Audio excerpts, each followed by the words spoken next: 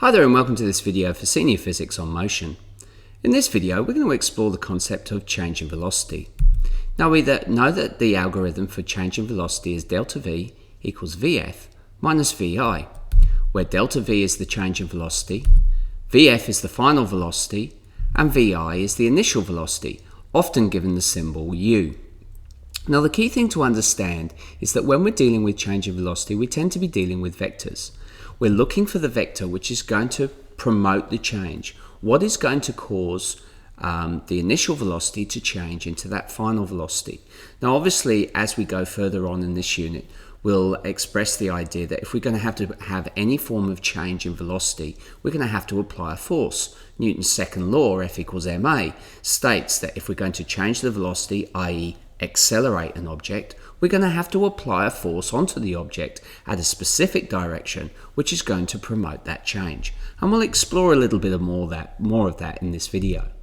Now note that in this case we've got Vf minus Vi. Now the minus Vi when we're dealing with a vector means that we've got to change the direction of that initial velocity. And again that will become apparent later on.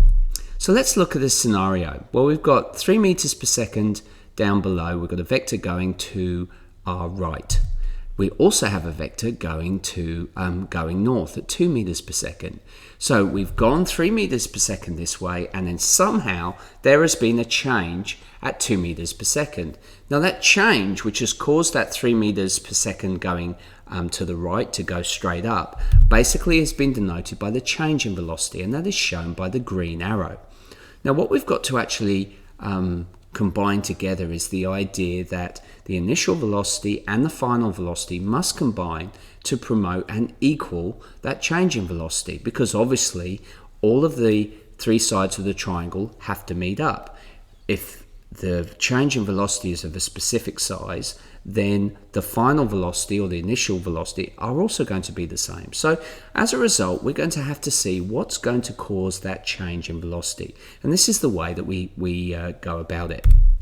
So basically what we're going to do is look at the change in velocity in one dimension, and then we're going to look in 2 dimensions and hopefully give you the tools that will allow you to go away and practice these. I'm then going to produce some exemplary videos which will show you how you can utilize these and then produce a worksheet that you can actually practice.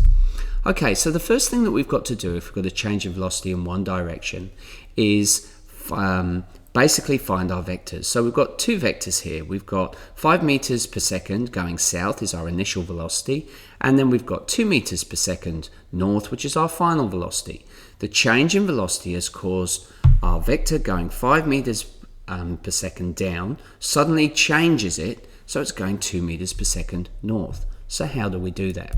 Well, the first thing is we follow the algorithm. We write down what our final velocity is.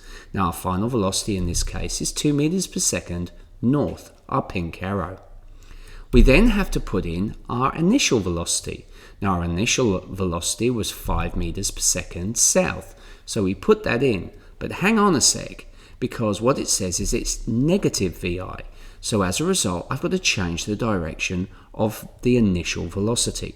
So instead of going south, I'm going to have to go north.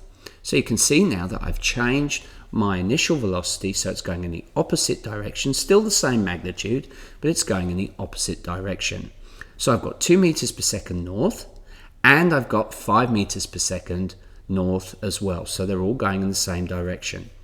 Now, I join up the 2 vectors, and that's going to be the resultant. Now, because the 2 vectors are going in the same direction, I can solve it simply by adding the 2 together.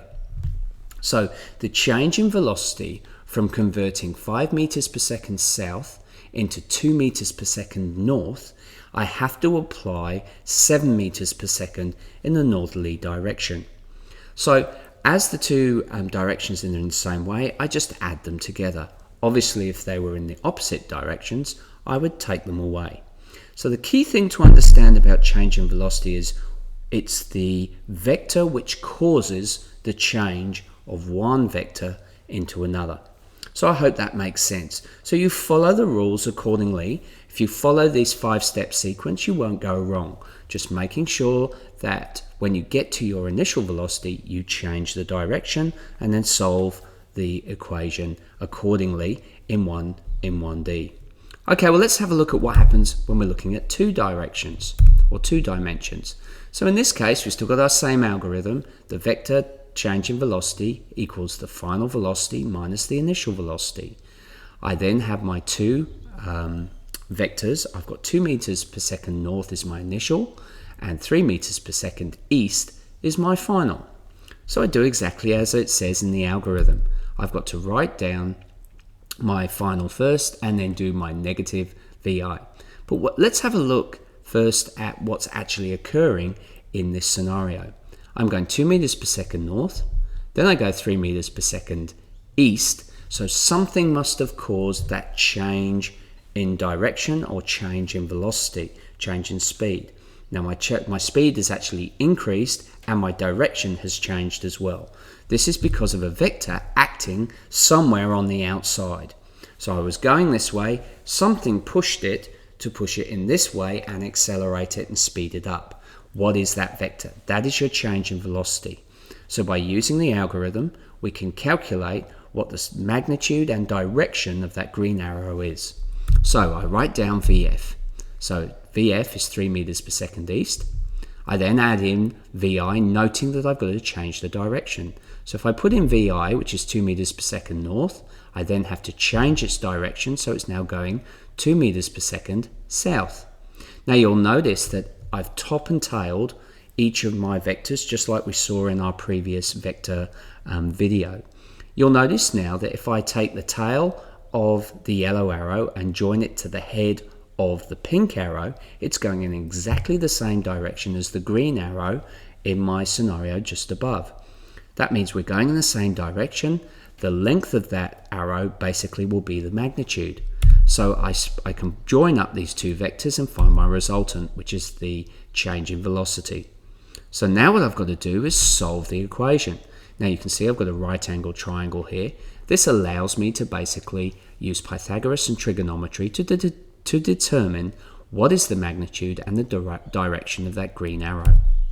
So we get a right angle triangle, as you can see here, 3 meters per second east, going 2 meters per second south, and my green arrow basically is working at an angle X and has a length which we're just going to call a question mark. So to calculate delta V, to that change in velocity's magnitude, I've got to use Pythagoras, and basically it's the square root of 3 squared plus 2 squared. This comes out at 3.6 meters per second. So that's the magnitude of the change in velocity. Notice that all of the vectors here all have to have the same units. But I haven't finished there because remember we're looking at change in velocity, so I need a direction. So that change in velocity is acting at a specific direction. What is that? Well, that angle is x.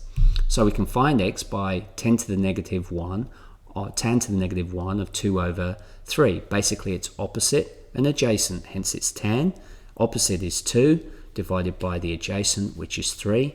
Solve the equation, I get 33.7 degrees. So combining all that together, I get an overall change in velocity of 3.6 meters per second east, 33.7 degrees south. So that's where the change in velocity is acting. Well, I hope you found that useful. Remember that these are the sorts of scenarios that we are going to be dealing with, not only with velocity, but we can do this with any form of vector. So anything which has got a vector link with it, for example, force, we can then apply the same rules. So we need to practice these skills for one dimension and then 2 dimensions, and then later on we can then look in 3 dimensions. So start having a go at those practice questions. I've also put up some exemplary videos which hopefully will work you through various stages of different questions getting more complex as we work through. Okay, well I hope you've enjoyed this video and you found it useful, and I look forward to you joining me again.